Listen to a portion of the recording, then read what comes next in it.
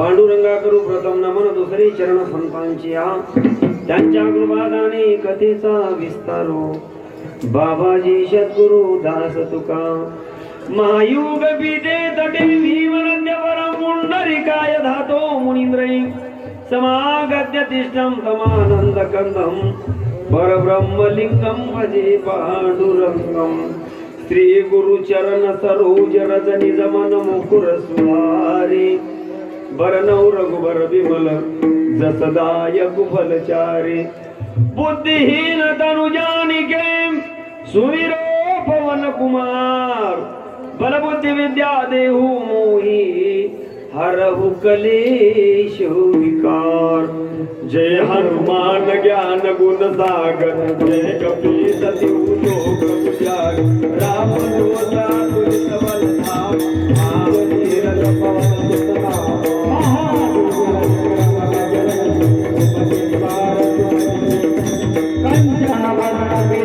सुत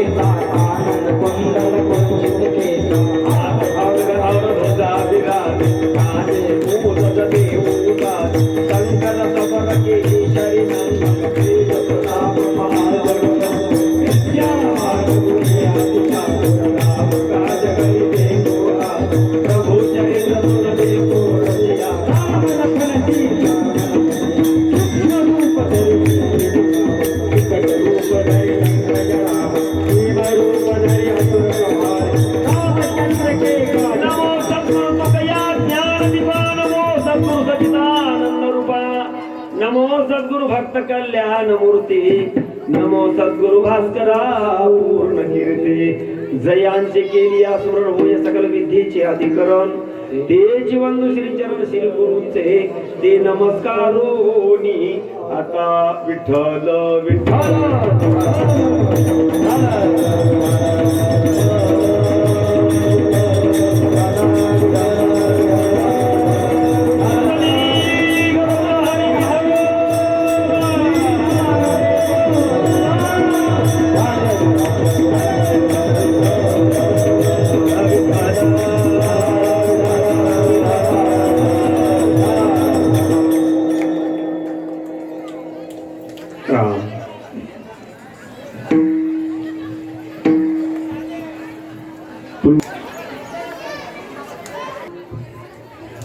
पवित्र गोदावरी आणि या गोदावरीच्या उत्तर तीरावरती वसलेलं हे गाव साधू संतांच्या पदस्पर्शाने पावन झालेली पावन भूमी आणि याच पावन भूमी गाथा भजन ज्ञानेश्वरी पारायण हरिपाठ हरिजागर आणि श्रीमद भागवत कथा आपल्या सर्वांच्या स्नेहाने सर्वांच्या सहकार्याने या ठिकाणी जो होऊ घातलेला आहे या सर्व सोहळ्याचे आपण सर्वजण साक्षीदार आहात। भोले बाबाची असीम कृपा तुमच्या आमच्यावरती झालेली आहे। गणेशजी बाप्पा त्यांची सुद्धा कृपा झालेली आहे। म्हणून तर एके ठिकाणी सुंदर वन्य वर्णन केलेलं आहे।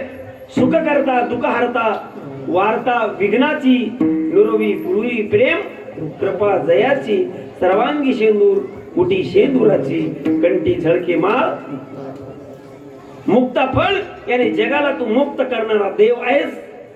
अखिलकोट ब्रह्मांडाचा चालक आहेस।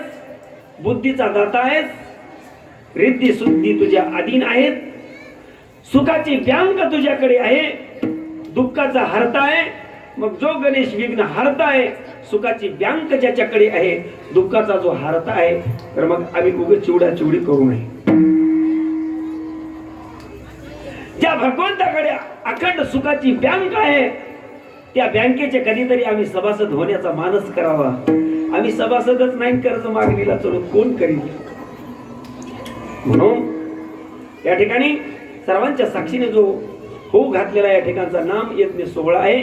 या सोहळ्याचे आपण सर्वजण भागीदार आहात आणि या सोहळ्याचं औचित्य साधून माझ्या तिरकुट येथील सर्व बाई लेकी माता भगिनी सर्वांचं या ठिकाणी मोठ्या प्रेमाने योगदान लाभलेलं आहे। आणि आपल्या मंदिराच्या बाजूला एक रक्तदान शिबिर आलेलं आहे। त्याच्यामध्ये कितीतरी लोकांचे जीव वाचतील। कीर्तनापेक्षाही कितीतरी पटीनं मोलाचं कार्य त्यांचं आहे। कीर्तन करून माणसं जागृत होतील पण रक्तदान केलंच तर माणसं जिवंत होतील यात नवल नाही। म्हणून ज्यांना कोणाला रक्तदान करायचं असेल त्यांनी बाजूला चालू आहे त्या ठिकाणी जाऊन रक्तदान करावं। आणि कार्यकर्ते मंडळी जी उभी आहे त्यांनी कृपया काल्याचं कीर्तन हे कालवा कालवी नव्ह सर्वांनी खाली बसून घ्यावं। आजच्या कीर्तन सेवेमध्ये समाविष्ट करण्यासाठी मान्य वैष्णव ज्यांच्या बाबतीत आमच्यासारख्या पामरांनी कितीही उपमा द्याव्यात त्याही उपमा माझ्या जगद्गुरूच्या बाबतीत कमी आहेत असे देऊचे सुप्रसिद्ध साधू वैराग्याचे महामेरू एक भगवंताचा आवडता भक्त। अरे या तुकोबारायाचं नाव जीवाग्री येतात क्षणी डोळ्यातून अश्रू येतात का। आमच्याशी काहीच त्यांचं घेणं देणं नसतं नाही माझ्या तुकोबारायाने या जगावर तुकाराम तुकाराम राम तुकाराम तुकाराम राम तुकाराम तुकाराम राम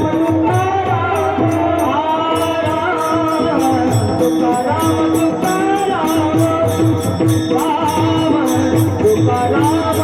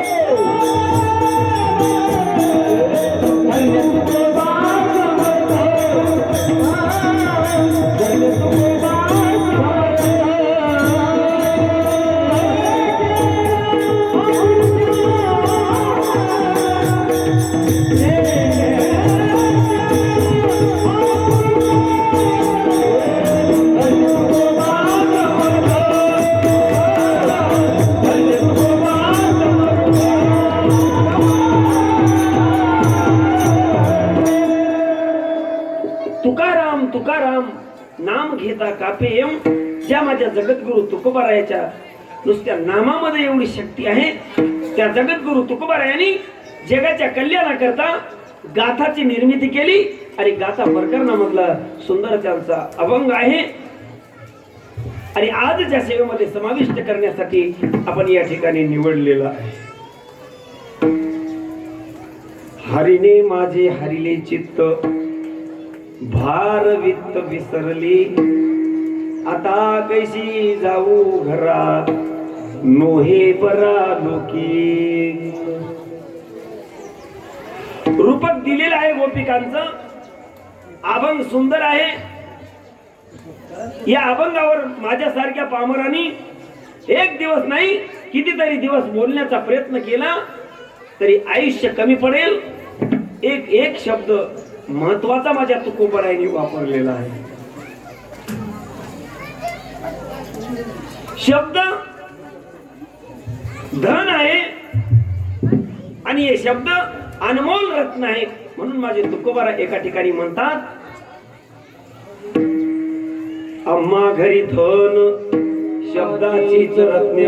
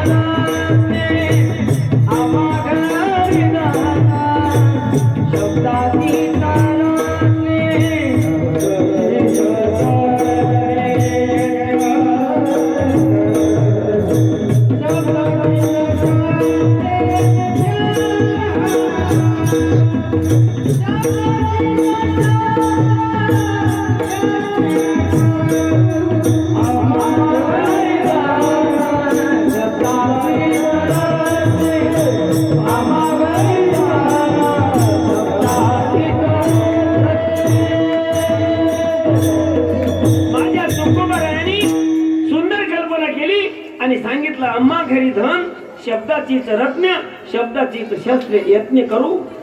शब्द आहे आमच्या जीवाचे जीवन आणि शब्द वाटू धन जेनू लोक. शब्दाचं धन वाटायचंय, आमच्याकडचं काहीच द्यायचं नाही असं माझ्या जगद्गुरु तुकोबारायांचं मत आहे.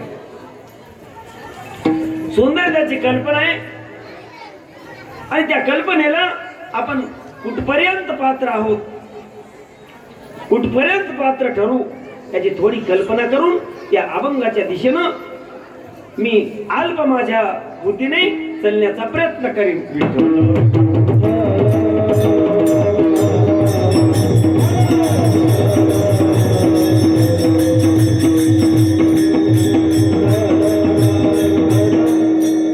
महाराज या अभंगातून सांगतात, हरिने माझे हरिले चित्त भार वित्त विसरले.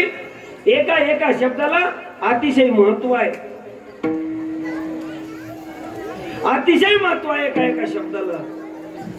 झाशीच्या राणीने जीवनामध्ये एकच शब्द वापरला, मेरी झाशी कभी नहीं दूंगी. लोकमान्य टिळकांनी एकच मोलाचा शब्द वापरला, ते म्हणजे शब्द अविरत ठरला. त्या टिळकांनी एक शब्द वापरला, महत्वाचा शब्द. किती महत्वाचे शब्द साधू संतांचे आहेत मायबाप. विठ्ठल विठ्ठल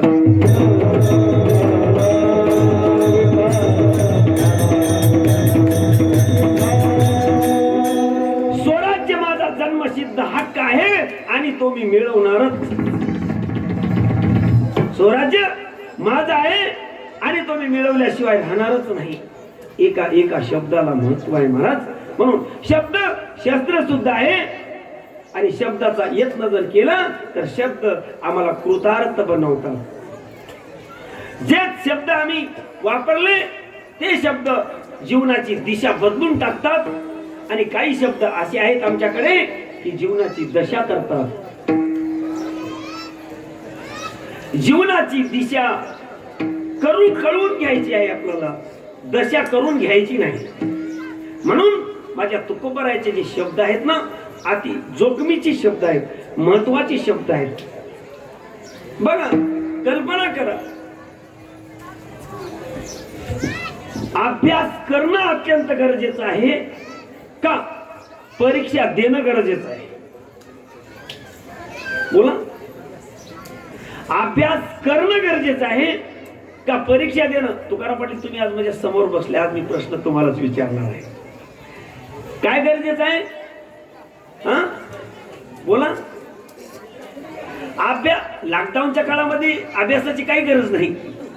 लॉकडाऊनचा काळ संपल्याच्या नंतर अभ्यासाची अत्यंत गरज आहे का परीक्षेची गरज आहे? हा, अभ्यासच करणं गेल्यावर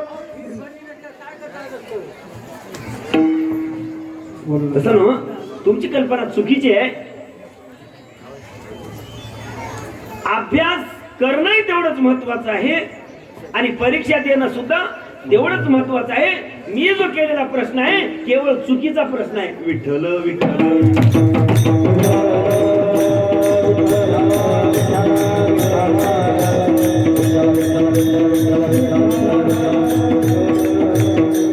बोलावं पण दिलेल्या संधीचं सोनं व्हावं, हेही तेवढंच महत्वाचं आहे. मी केलेला जो प्रश्न होता तो प्रश्न केवळ चुकीचा होता आणि केवळ तो प्रश्न भूलथाप देण्याचा होता. परीक्षेला जेवढं महत्व आहे त्याच्यापेक्षा कितीतरी पटीनं अभ्यासाला महत्व आहे. अहो, परीक्षा जवळ आली, जवळ परीक्षा आली आणि जो पास होण्याची ज्याची धडपड आहे की नाही महाराज, तो अविरत अभ्यास करतोय. का? उद्या परीक्षा जवळ आली. का तो एवढा अभ्यास का करतो? का करतो? त्याला परीक्षेमध्ये पात्र व्हायचं असते, परीक्षेमध्ये पास व्हायचं असते, म्हणून तो करतो. एकाला पासच व्हायचं नाही, परीक्षाही द्यायची नाही. लॉकडाऊन लागलं तितकं बरं आहे, पण आमच्या टाळकऱ्याचा यस्तुही झालाय, त्याचं काय?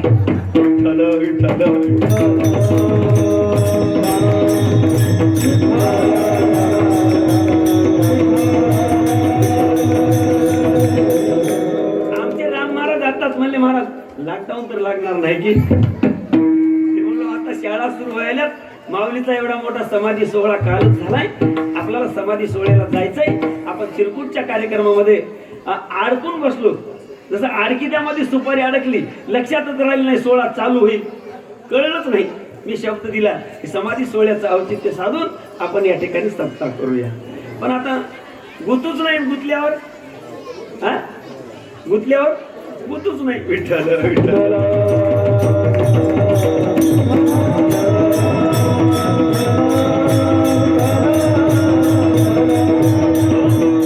तुम्ही महत् भाग्यानं तुमच्या मोठं सहकार्य या धर्म कार्याला केलेलं आहे. मायबाप तुमच्या पायाला हात लावून मी नेहमी प्रार्थना करीन. मी काय तुम्हाला प्रार्थना केल्यामुळे फार मला कमी म्हणणार नाही, आणि जरी कोणी कमी म्हणलं तरी काय मला कोणाला द्यायचंही नाही, कोणाचं घ्यायचंही नाही. द्यायचं असेल ते फक्त साधूचे आणि संतांचे विचार द्यायचे. घ्यायचं असेल तर तुमच्याकडून अजिबात काही घ्यायचं नाही. घ्यायचंय तर फक्त तुमच्याकडनं मिळणारं प्रेम, याच्याशिवाय काहीच नको. हा, नाही आम्हा चिंता वस्त्र या पोटाची, माऊली आमची पूर्वी तसे. तो माऊली आमची पोटाची चिंता आम्हाला करत नाही आणि वस्त्राची सुद्धा चिंता करू देत नाही. आणि आम्ही जे कीर्तन करतो ना महाराज, आम्ही जे भागवत करतो ना, कशा करतात कीर्तन करतो? कशा करतात? तुम्हाला बरं वाटावं या उद्देशाने, किंवा तुम्ही आम्हाला बरं म्हणावं या उद्देशाने नाही, काहीतरी तुमचं बरं व्हावं आणि तुमच्या सोबत आमचं बरं व्हावं या उद्देशाने कीर्तन आहे. विठ्ठल विठ्ठल.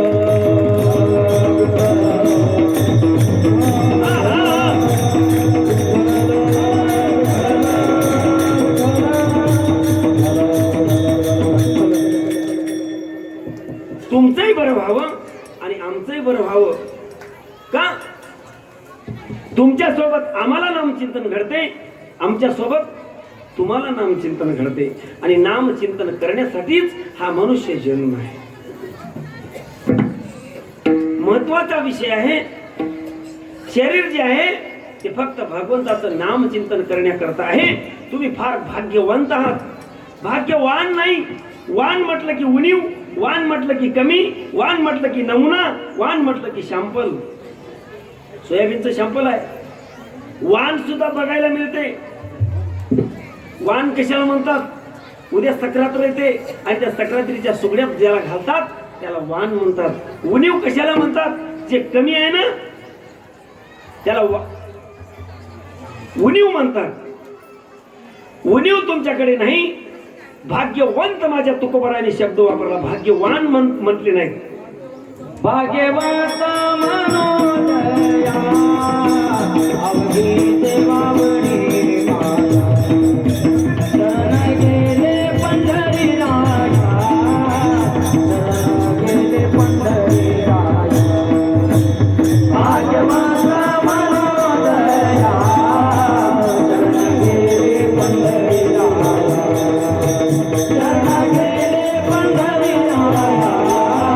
शरण गेले पंढरी राया भाग्यवंत मनुजया शरण गेले पंढरी राया. भगवंताला शरण गेल्याच्या नंतर काय होते? तरले तरती हा भरोसा नाम धारकाचा ठसा. बरं, ही गोष्ट आमच्या पदरची नाही. गायली पुराणी तुका म्हणे वेदवाणी. पुराणाचं ज्याला प्रमाण आहे तुकोबाराय म्हणतात तुम्ही भाग्यवंत आहात. वंत या शब्दाचा अर्थ तुमच्या भाग्याला अंत राहिला नाही. अंत राहिला नाही महाराज. तुम्ही भाग्यवंत आहात.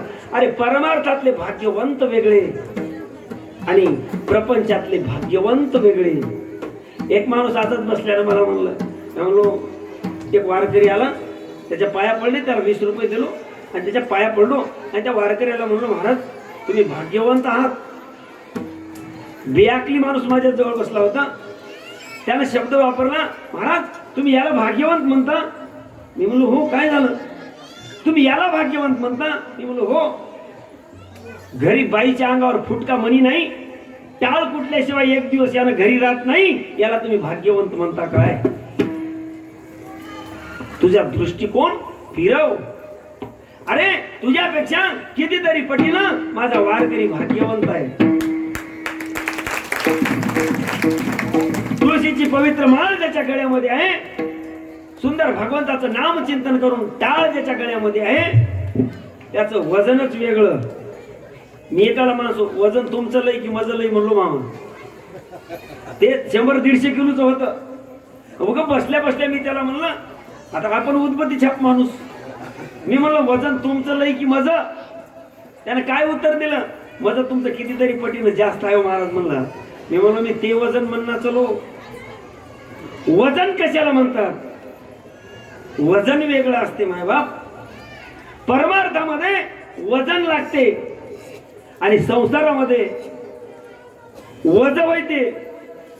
म्हणून ते वज बंद करून माझ्या गोपिकांनी भगवंताच्या ठिकाणी शरणागती पत्करली आणि यालाच गोपिकेचं रूपक देऊन माझे तुकोबराय अभंगाच्या सुरुवातीच्या चरणात सांग. हरिले हरिले माझे चित्त हरिले हरिले माझे चित्त हरिले हरिले माझे चित्त हरिले हरिले माझे चित्त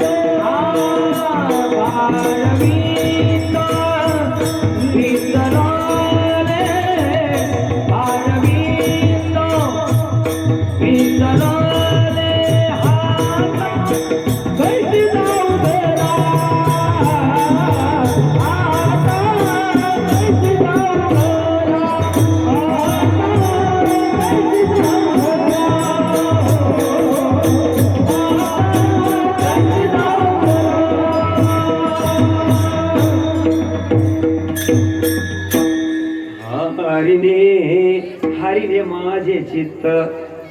ती गोपिका म्हणते त्या भगवंताने माझं चित्त हरण केलं ग बाई. आता घरला जायची काही उरी ठेवली नाही. मग काय करतीस? काय करतीस बाई? काय करू ग? हा लौकिक मला सुधरू देत नाही. हे लौकिक आहे ना, लौकिक मला सुधरू देत नाही, म्हणून मी हरीच्या सानिध्यातच बसले असते, पण लौकिकामुळे या ठिकाणी फसले. जाऊन झोपी जागी महागलतेचा घात करसाल, झोपू नका. विठ्ठल विठ्ठल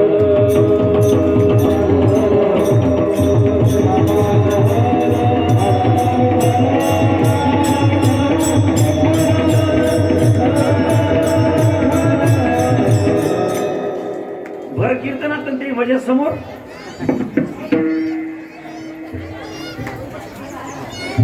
झोपीनं भल्या भल्याचे घात केले. मायबाप झोपू नका, घरी झोपल्या तर झोपल्या, कीर्तनात बिघा, आणि ते माझ्या समोर, म्हणजे धनेच्या समोरच दरोडा म्हणा की विठ्ठल विठ्ठल.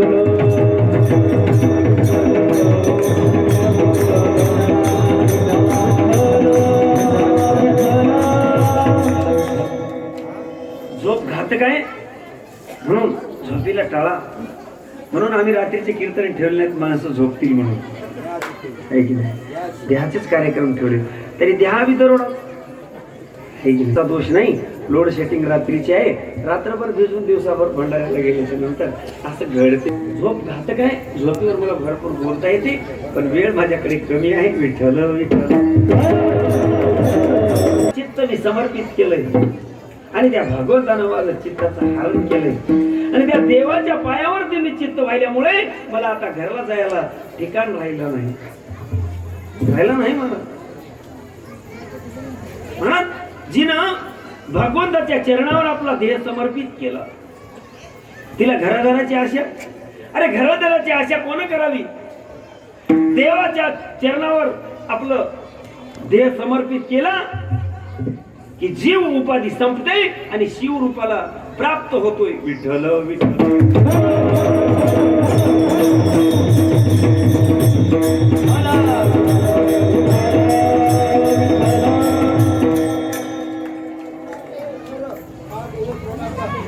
म्हणून महाराज जीव शिव रूपाला कधी प्राप्त होतोय? ऐका, आता प्रत्येकाने मंदिरामध्ये येताना हातात काय आणलंय? हातात ताट, आणि ताटासोबत साखर. तुम्ही घरून ज्यावेळेस आणली ना, त्यावेळेस सुनबाईला सांगितलं, अगं त्या डब्यामध्ये साखर आहे, ती साखर तेवढी टाक. सुनबाईने डब्बा काढला, साखर टाकली ताटामध्ये. घरापासून शिवाच्या मंदिरापर्यंत येईपर्यंत कोणी जरी तुम्हाला विचारलं हे काय आहे, तर त्यावेळेस तुम्ही काय सांगणार? ताटात टाकलेली ही साखर आहे.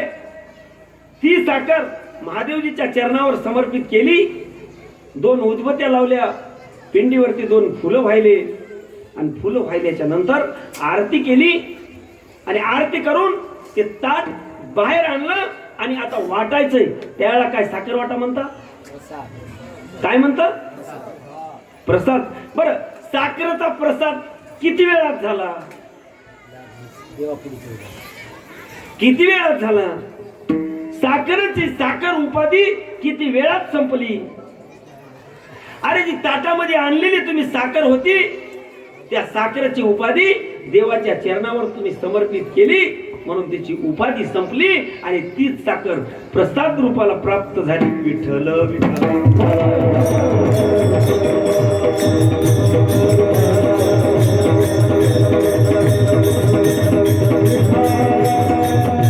म्हणून जीवाची उपाधी कधी संपते? जीव शिवपदाला कधी प्राप्त होतो? जोपर्यंत देवाच्या चरणावर समर्पित होणार नाही, तोपर्यंत जीवपणा हा संपत नाही आणि शिव स्वरूप प्राप्त होत नाही. म्हणून प्रत्येकाने काय करा? भगवंताच्या चरणावर समर्पित व्हा. देवा मी तुझा आहे म्हणा, तू माझा आहेस म्हणा. देव माझा, मी देवाचा, हीच माझी सत्य. देव माझा आहे, मी देवाचा आहे असं म्हणा. याच्यातले किती जण म्हणतात देव माझा आहे म्हणून? कोण आहे? हात वरी करून दाखवा मला. देव माझा आहे वाटते? वाटते, काही जणाला वाटते, तुमच्या दोघांनाच वाटते, बाकीच्या ना. आजही तुम्ही विचारा, कृष्ण कोणाचा हो? कृष्ण कोणाचा? कृष्ण कोणाचा? दत्ता. हा आताच म्हणलास की मजा, आताच म्हणलाय मजा आणि आताच बदल. याला लौकिक जगत म्हणतात. विठ्ठल विठ्ठल.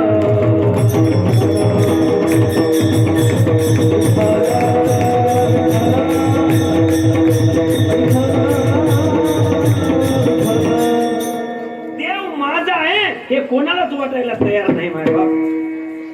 देव माझा म्हणा, कृष्ण माझा म्हणा.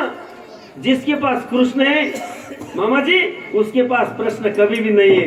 विठ्ठल विठ्ठल.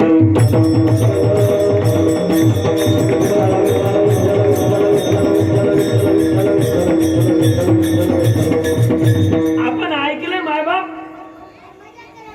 देव डोक्यावर असल्याच्या नंतर जलप्रवाह रस्ता देतोय.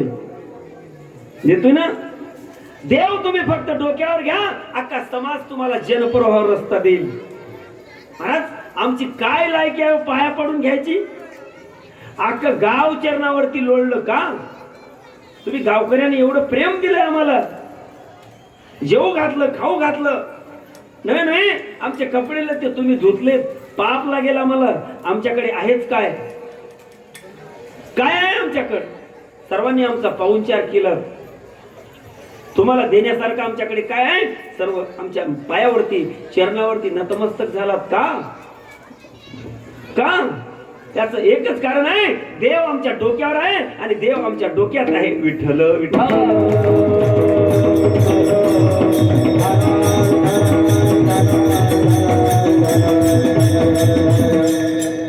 देव ज्याच्या डोक्यात आहे आणि देव ज्याच्या डोक्यावर आहे त्याला जलप्रवाह रस्ता देते. त्याला जलप्रवाह रस्ता देते. दोनच माणसाला लोक रस्ता देतात, फक्त दोन माणसाला. तिसऱ्या माणसाला रस्ता कधीच मिळत नाही. कोण्या दोन माणसाला?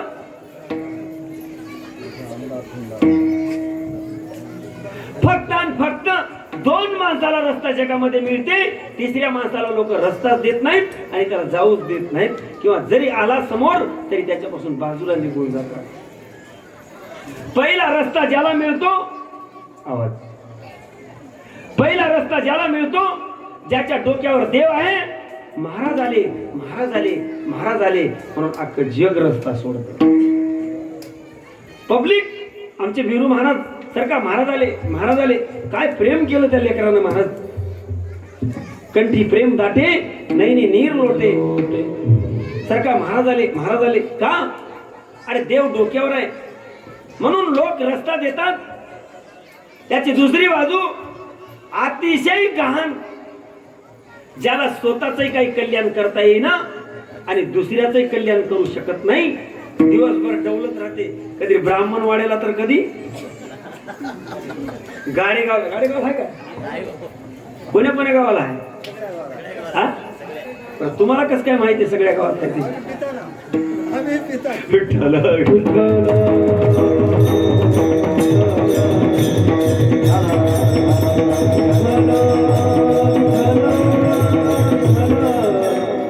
आणि ते जर माणूस समोरून आला तर लोक त्याला रस्ता देतात. काय म्हणून? चांगलं म्हणून नाही रे, वंगळ आलं म्हणून दूर निघून जातात. दोन लोकांना जलप्रवाह रस्ता देते महाराज. म्हणून त्या गोपिकेने माझा भगवान परमात्मा आपल्या हृदयात ठेवला आणि त्या भगवंतानं चित्ताचं हरण केलं. एवढंच नाही महाराज, गोपींनी सुद्धा माझ्या भगवंतावर किती प्रेम केलं सांगू. एक भजन करा. विठ्ठल विठ्ठल.